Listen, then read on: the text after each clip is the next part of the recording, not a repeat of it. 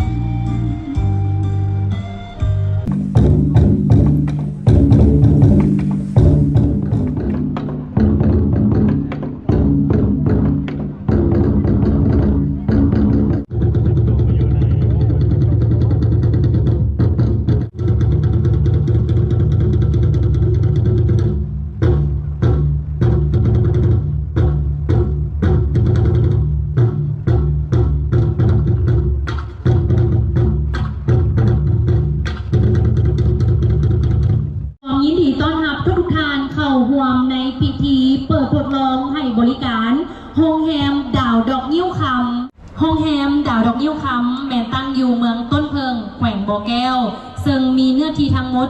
40,000 ตารางเมตรสำหรับโรงแรมแห่งนี้แม่นมีมูลค่าการก่อสร้าง$200 ล้านสหรัฐประกอบมีทั้งหมดแม่น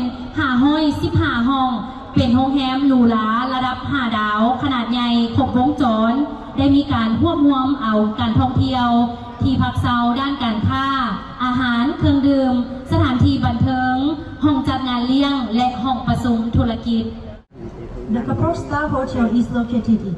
in Tonpheng District, Bokeo Province, Laos with a total area 40,000 square meters. This hotel has a total construction value of $200 million and has a total of 515 rooms. This is a large 5-star luxury hotel. It includes tourism, commercial, accommodation, food, beverage, entertainment facility, conference room, business room. เป็นเกียรติเข้าร่วมงานในมื้อนี้ขออนุญาตแนะนำการนำและแขกที่มีเกียรติที่ได้เข้าร่วมแสดงความเคารพและยินดีต้อนรับท่านปริญญาเอกบุญทองจิตมณี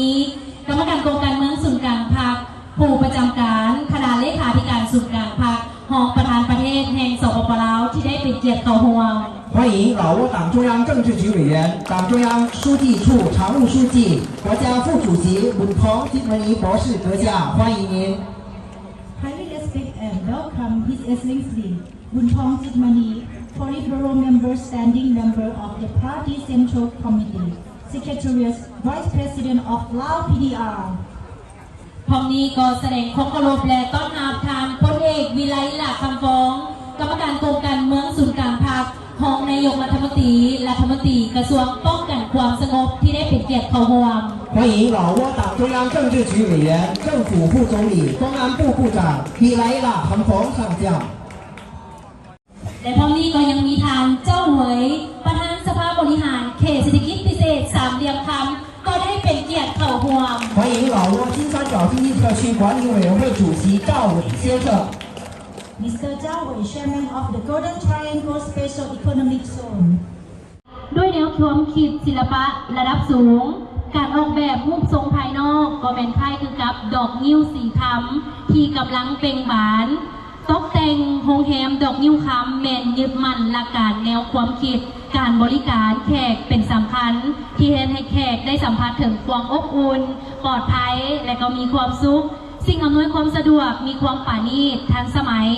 สร้างสภาพแวดล้อมการพักเซาที่หลากหลายสีสันและผ่อนคลายการบริการแขกมีความเป็นส่วนตัวเป็นเอกลักษณ์ด้วยความจริงใจ书记国家副主席仁东季马尼先生ขอเฮียนท่านบุญทองจิตมณีกรรมการกรมการเมืองศูนย์กลางพรรคผู้ประจำคณะเลขาธิการศูนย์กลางพรรค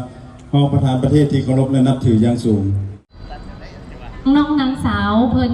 จะมีพวงมาลัยจากโรงแรมดาวดอกนิ้วคำข้องให้แก่คณะประธาน 现在请我们的礼仪小姐为剪彩嘉宾佩戴花环。นี่ขอเสียงหน่อยและขอเสียงตบมือดังๆให้กับพิธีเปิดทดลองให้บริการโรงแรมดาวดอกนิ้วคำและในโอกาสที่มีความหมายความสำคัญนี้จะขออนุญาตเรียนเชิญทานปริญญาเอกบุญทองจิตมณีได้ให้เกียรติลันคอง9 บาทเพื่อเป็นสิริมงคลเริ่มจากบัตรที่1 2